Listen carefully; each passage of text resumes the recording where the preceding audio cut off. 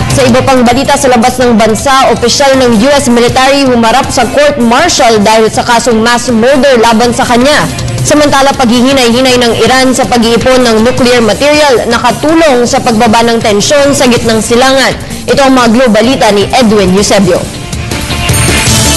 Kalmadong humarap sa military commanders ang US Army soldier na akusado sa pagpaslahan sa 16 na mga Afghan civilians. Kasunod dito ng kanyang pagwawala habang lasing. Sinabi ni Prosecutor Jay Morse na patutunayan nila na may chilling effect ang ginawa ni Staff Sergeant Robert Bales. Akusado siya sa mass killings.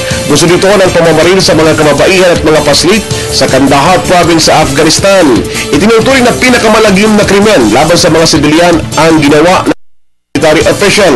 Ang mga military commanders ang magpapasya kung may sapat na ebidensya laban kay Sergeant Bales para irekomenda ang kanyang kaso sa military court-martial. Samantala, bahagyang bumaba ang tensyon at posibilidad ng giyera sa Middle East. Kasunod ito ng pagkalma ng Iran sa pag-iipon ng mga sensitibong nuclear materials. Gayunman, inaasahan na panandalian lamang ito. Ito ay dahil sa patuloy pa rin nagpapalakas ang Iran sa kanilang uranium capacity.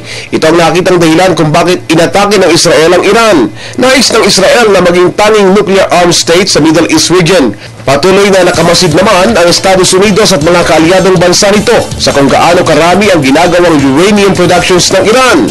Ito ay para malimitahan ito at mapigil na tuluyang makalikha ng mga armas nuklear. Para sa Telebisyon ng Bayan, Edwin Eusebio.